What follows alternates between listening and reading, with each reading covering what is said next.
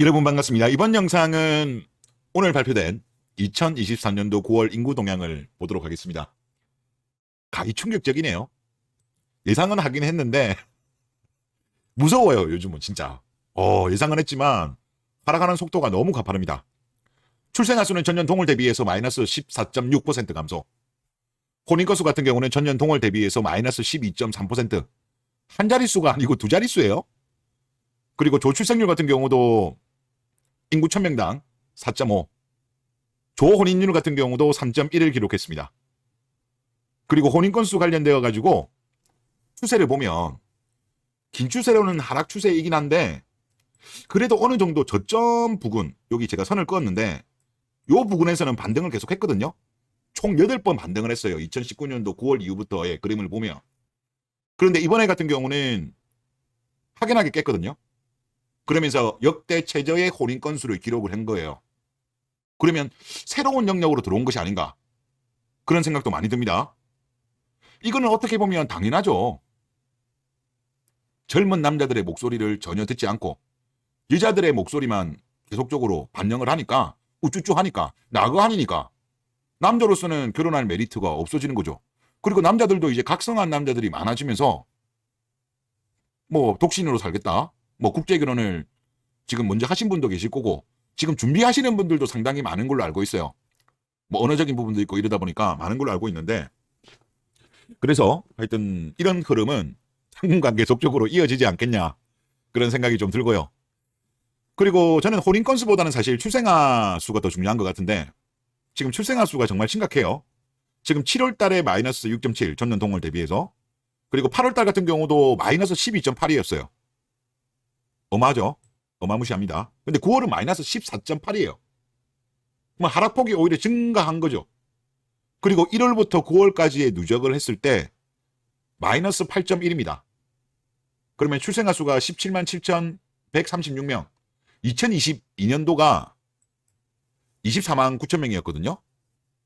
야, 이런 식으로 가면 22만 명대 정도 들어가지 않겠나라는 그런 생각이 들고, 그리고 2021년이라든가 2022년 같은 경우 보면 그래도 10월달, 11월달, 12월달이 올해 더 꺾이거든요. 그 앞에보다. 그러면 4분기 같은 경우는 출생아 수가 더 줄어들 가능성이 높지 않나라는 생각이 들고, 그리고 시도별 출생아 수는 모든 시도에서 감소했습니다. 그리고 분기로 봤을 때, 그러니까 앞에는 누적이 마이너스 8.1이고요. 그러면 3, 4분기는 7, 8, 9로 했을 때 2022년도 3분기 대비하면 마이너스 11.5입니다. 11.5고 분기로 봤을 때는 지금 2021년도 1, 4분기 이후에 최대 하락폭이에요. 그러면 2년 10개월 만 정도의, 지금 이번에 그 월별로 보면 2년 10개월 만에 최고로 하락폭이 나타난 거고, 그동안에 조금 반등했던 것 같은 경우는 아무래도 코로나가 끝나면서 약간 혼인도 증가하고 출생아 수도 증가해서 약간 반등을 했지만, 즉 반등이라는 거는 하락폭이 준 거죠. 하락폭이 줄었지만 그 줄어든 하락폭이 다시 확대되는 그런 상황이 지금 전개되고 있는 것 같아요. 그리고 분기로 봤을 때 이번에 0.70을 찍었습니다. 학계 출산율이. 이게 2022년도에 0.70을 찍고 1, 4분기에 0.81, 2, 4분기에 0.70, 3, 4분기에 0.70이에요. 그러면 이번에 다가올 4, 4분기 지금 진행되고 있죠. 0.7을 깨면서 0.6대로 분기로 본다면 들어가지 않겠냐, 그런 생각이 좀 많이 듭니다. 좀 이제는 무서워요. 예상은 하고 있지만 야, 무섭다. 그럼에도 불구하고 아직도 남자들의 목소리는 외면하고 여자만 우쭈쭈 하는 현상은 이어지고 있습니다. 정신 못 차리고 있는 거죠. 예. 그리고 혼인 건수 같은 경우도 지금 원래 보면 코로나 끝난 이후에 지금 좀 반등을 많이 했잖아요.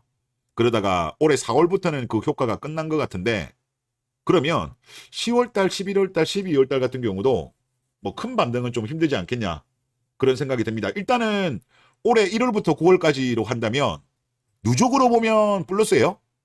워낙 1, 2, 3회 혼인을 많이 했어요. 작년 말부터. 일단 플러스이긴 합니다만은 최근의 흐름, 즉 7월달은 마이너스 5.3, 8월달도 마이너스 7.0, 9월달은 무려 마이너스 12.3이 나왔어요. 그러니까 확실히 대한민국의 남자들이 이제 많이 각성하면서 한국 여자 기피 현상이 더욱더 심해지는 것 같다. 그런 생각이 들고, 그리고 남녀별, 연령별 혼인율을 보면 전부 다 마이너스예요. 남자도 일단 전체적으로 건수가 줄었으니까 다 마이너스이긴 한데, 여기서 보면 하락폭을 보면 왼편이 지금 남자인데요. 지금 25에서 29세도 마이너스 2.9, 30에서 34세도 마이너스 4.2예요. 반면 35에서 39는 마이너스 0.3밖에 안 됩니다. 40세 이상도 마이너스 0.1밖에 안 돼요.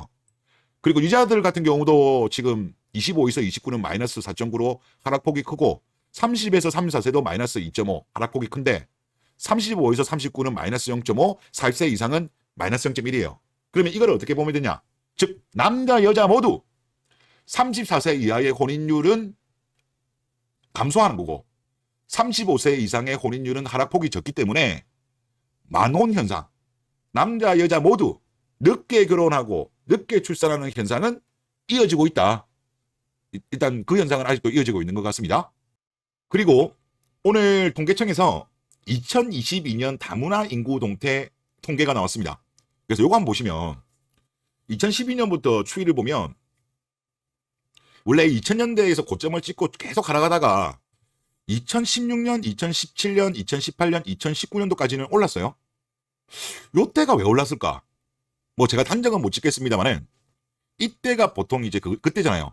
2017, 2018, 19 여자들 깽판 전성시대 아니겠습니까? 그래서 이때 다문화 비중이 는 것이 아닌가. 일단 다문화 같은 경우는 남자가 외국 여자랑 결혼하는 건수가 훨씬 많거든요. 그래서 늘어난 것이 아닌가라는 생각이 들고, 2020, 2021년은 코로나 때문에 어쩔 수 없이 내려간 거고, 이제 그게 끝나니까 9.1로 이제 2022년도는 올라갔는데, 이제는 외국에 자유롭게들 많이 나가니까 아마 2023년도 같은 경우는 10% 넘지 않을까요? 그리고 이런 흐름 자체가 계속적으로 이어지면 2019년도에 10.3을 돌파하는, 그러면 이게 무시 못하는 거잖아요. 우리나라 전체 혼인 건수에서 10% 넘어가면 이거 무시 못하는 거거든요.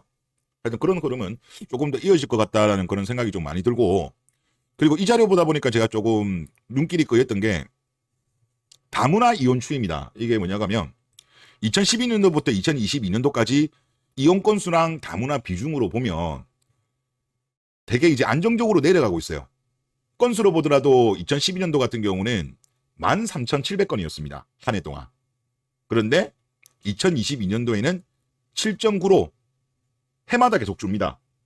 건수는. 비중으로 봤을 때는 상대적으로 보면 계속 줄다가 원래는 12.0이었어요.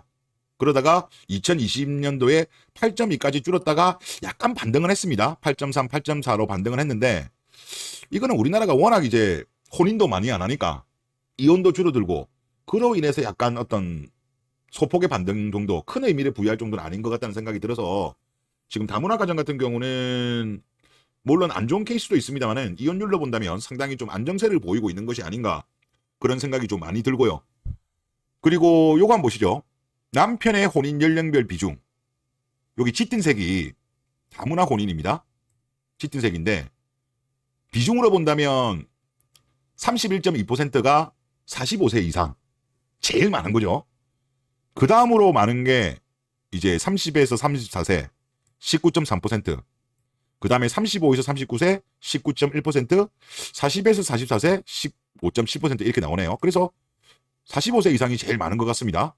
예, 그렇고 우리나라 같은 경우는 물론 이제 남자 같은 경우는 30에서 34세가 제일 많은 것으로 그렇게 지금 나오고 있고, 그리고 출생아를 보니까 다문화가 더 아이를 많이 낳는 것 같습니다. 물론 이제 다문화 가정 같은 경우도 저출산 현상이 나타나고 있는 것으로 알고 있는데 한국인 부모에 비해서는 상대적으로 덜한 것 같아요. 그걸 알 수 있는 게 첫째아 비율이거든요.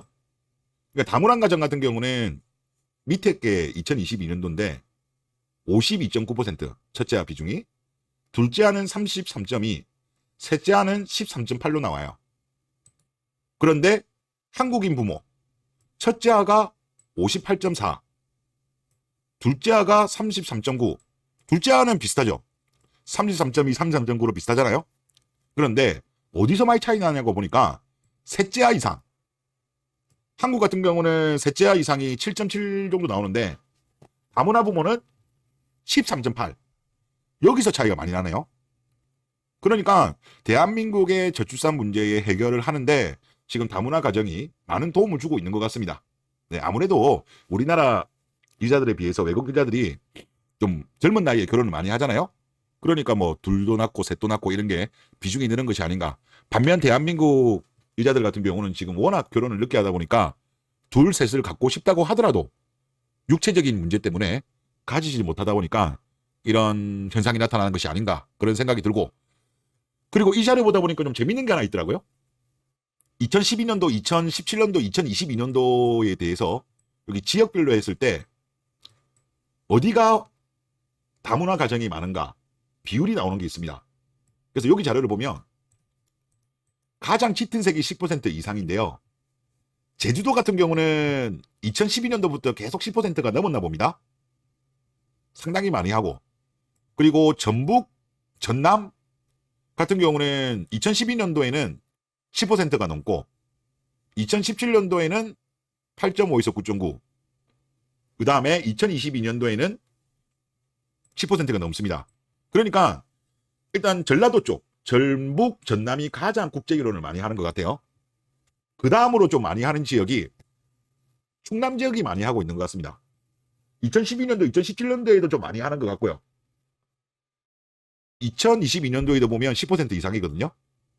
그러니까 요 지역이 좀 많이 하는 것 같고, 그리고 상대적으로 본다면 강원도가 좀 특이해요.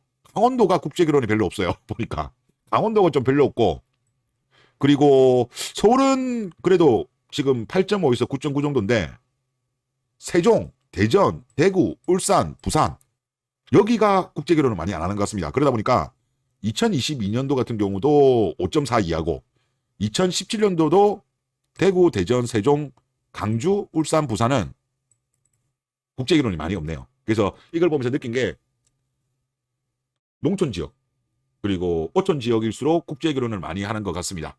하여튼 뭐 그런 것도 좀 재미로 보시면 될 것 같습니다. 그래서 이번에 보면서 제가 느낀 건 뭐냐, 빨리 정신 좀 차려라. 아니 지금 20년 동안 여자들 우쭈쭈 하는 걸로 해가지고 저출산 해결해 보려고 했지만 어마무시한 예산을 썼지만 결국 실패를 했다면 잘못된 방향으로 간 거잖아요. 그러면 이제 잘못된 방향에서 되돌려야죠. 계속 이런 식으로 가면 이 혼인 감소 더 속도가 빨라질 것 같습니다. 더군다나 지금 젊은 남자들이 각성을 했어요. 대한민국의 어떤 결혼이 너무 남자들한테 부당하다. 이자도 너무 나이 많고 요구하는 건 너무 많고 결혼하고 나더라도 존중, 배려, 감사 못 받는 결혼 생활 할 바에는 그냥 국제 결혼하거나 독신으로 가겠다 이런 남자들이 늘어나잖아요. 이 패러다임의 전환 없이는 이 문제 저는 해결 안 될 것 같습니다. 하여튼 뭐 계속 이리 가는데 뭐 어쩔 수 없죠. 네, 이번 영상 여기서 마치겠습니다.